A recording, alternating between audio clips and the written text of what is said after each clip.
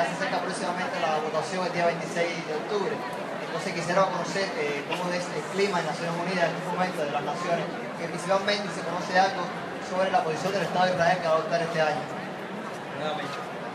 Bueno, la posición de los países, sobre todo el país que pregunta, la vamos a saber el día de la votación. Pero yo lo que sí quiero decirles es que, como ustedes saben, en junio, aunque Cuba hizo la presentación oficial aquí en La Habana por parte de nuestro ministro, el gobierno de Cuba entregó a las Naciones Unidas el informe de Cuba sobre cómo se ha continuado aplicando el bloqueo contra nuestro país.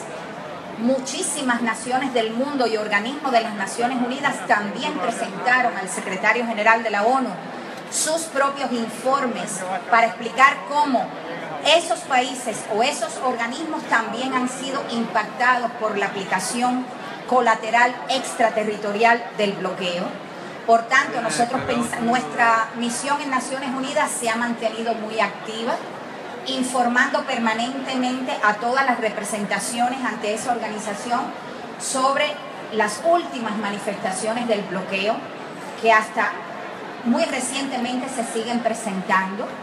La semana pasada recuerdo que recibimos una información sobre cómo una entidad se negó a transferir el pago de la cuota de Cuba a la Unión Interparlamentaria.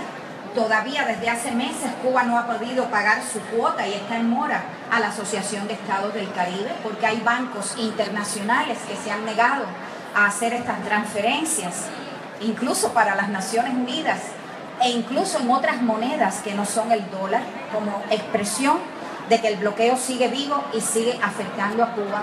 Por tanto, nosotros esperamos de nuevo, no podemos anticipar el voto, lo veremos el 26 de octubre, pero esperamos de nuevo que la comunidad internacional se ponga del lado de Cuba y pida el fin del bloqueo. Gracias. Bueno, buenos días. Gracie de Lima. Profe, en muchas ocasiones hemos escuchado que el presidente Obama u cualquier presidente de los Estados Unidos tiene esas prerrogativas que pueden hacer casi a bloqueo una política vacía, sin esperar a que el Congreso derogue esta ley. Entonces, profe, yo quisiera que pueda compartir con los jóvenes y recordarnos y una vez más decir cuáles son esas prerrogativas que tiene el presidente Obama o cualquier otro presidente de los Estados Unidos que hasta hoy no ha utilizado. Gracias. Bueno, como ustedes conocerán ya, por los años que llevamos abordando este tema, el bloqueo empezó siendo una decisión ejecutiva del presidente Kennedy, que emitió una directiva estableciendo originalmente, como ellos llamaban en su lenguaje, el embargo al comercio con Cuba. O sea, lo primero que se cortó fue el comercio con Cuba y después se le fueron añadiendo los otros elementos en términos de relaciones financieras, servicios, hasta derivar en lo que es hoy el bloqueo, que es un amasijo de regulaciones que impiden prácticamente cualquier tipo de relación normal en la esfera económica, comercial y financiera entre Cuba y Estados Unidos.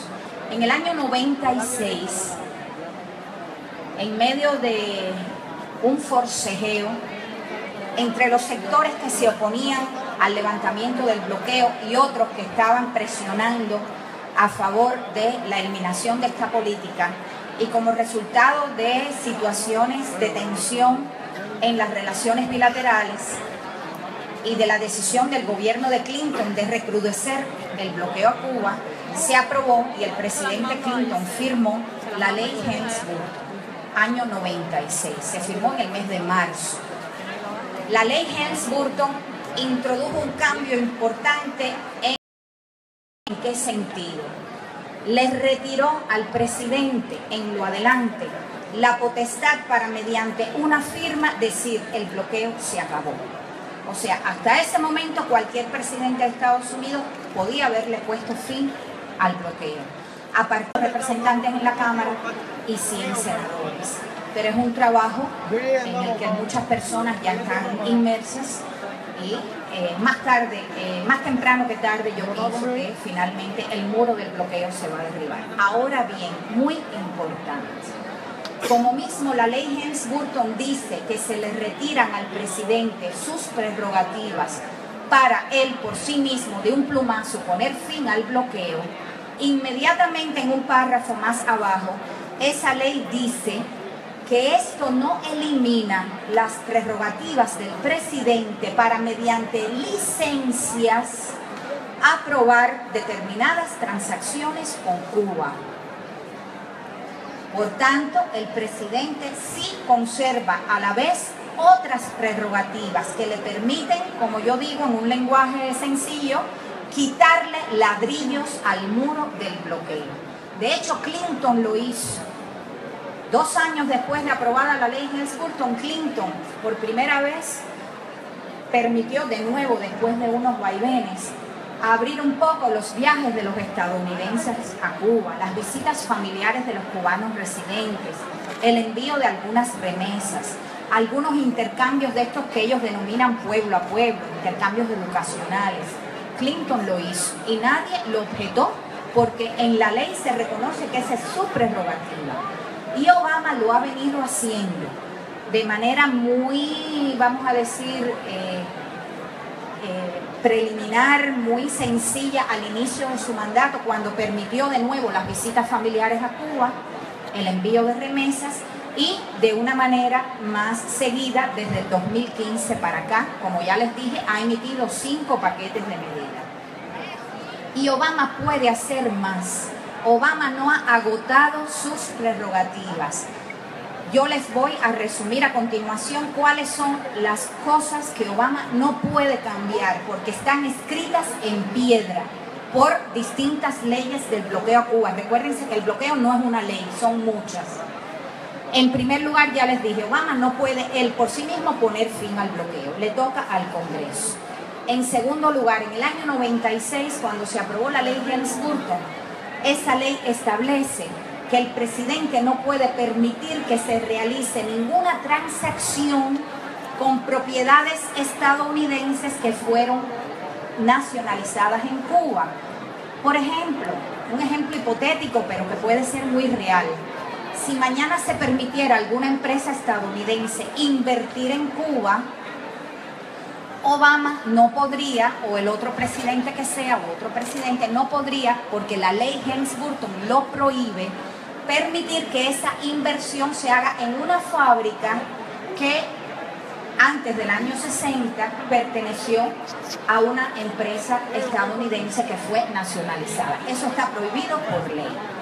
En tercer lugar, la ley Torricelli, que por cierto antecedió a la Helms-Burton, año 92, que fue una de las primeras de esta última etapa que recrudeció el bloqueo a Cuba.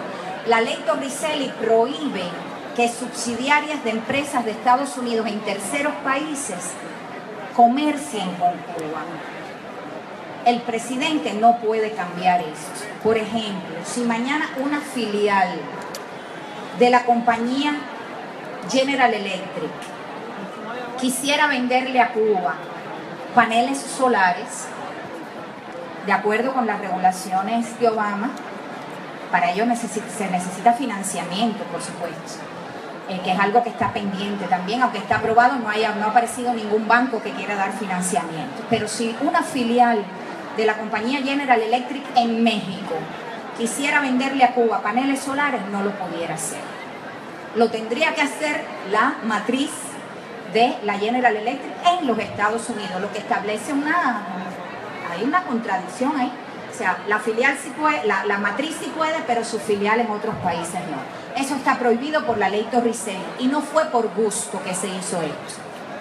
Porque hasta el año 92 Cuba compraba muchos medicamentos, alimentos, equipos a filiales de compañías norteamericanas en terceros países. Y la ley Torricelli cortó este comercio como una vía para recrudecer el bloqueo a Cuba. En cuarto lugar, y esto está establecido en una ley del año 2000, la ley de reforma a las sanciones y de expansión del comercio. Esa es la ley que prohibió los viajes con fines turísticos a Cuba, a la vez que permitió ventas limitadas de alimentos a nuestro país. Bien, esa ley establece que está prohibido que los estadounidenses viajen a Cuba para hacer turismo. Y a su vez,